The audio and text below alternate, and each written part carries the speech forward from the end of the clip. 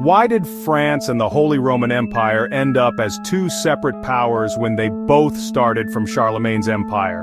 It's a question that changes how we see European history, and the answer involves war, betrayal, and a whole lot of power struggles. So, let's go back to the year 800 AD. Charlemagne, king of the Franks, was crowned Holy Roman Emperor by Pope Leo III in Rome. It was a huge deal. This title would go on to be one of the most powerful in Europe for centuries. But here's the thing. Most of Charlemagne's empire was centered around what is now France. The Holy Roman Empire, however, ended up mostly in Germany. So, how did that happen? It all started with Charlemagne's father Pepin, who left his Frankish kingdom to his two sons Charles, who would become Charlemagne, and Carloman. But Carloman died just 3 years later, leaving Charles in charge of everything. And he wasn't just any king, he was a conqueror. He expanded his empire massively, and when Pope Leo III was kicked out of Rome, Charlemagne stepped in to restore him. As a reward, the Pope crowned him Holy Roman Emperor. And that's how Charles became Charles the Great, or as we know him, Charlemagne.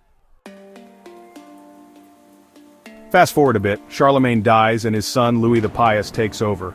But unlike his father, Louis had multiple sons, and that meant trouble. They fought a brutal civil war after his death, and the empire kept splitting and reuniting until it finally broke apart. The eastern part, which would become the Holy Roman Empire, was eventually ruled by Otto I.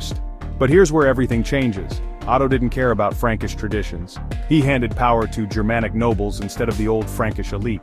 Over time, this shifted the empire's identity away from its Frankish roots and firmly into what we now recognize as Germany and Central Europe. Meanwhile, in the western part, a new dynasty rose, the Capetians. They took control of what would become France, but at first, they were weak. The country was decentralized, and local nobles held most of the power. By the time France finally centralized its power in the 12th century, the Holy Roman Empire was already seen as a completely German entity, not a Frankish one. After that, neither side seriously tried to unite again.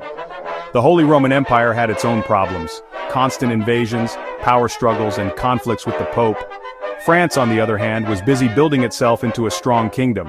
The only time they almost came back together was in 1519 when the Holy Roman Emperor died. The next emperor could have been the King of France, but in the end, the title went to Charles V of Spain, who had better military backing and outbribed the French king. After that, the two were set on separate paths forever. So that's why the Frankish Empire split. Family feuds, political shifts, and a whole lot of war. Charlemagne's dream of a united Christian empire faded, leaving behind two of Europe's biggest rivals, France and the Holy Roman Empire. History is wild, isn't it?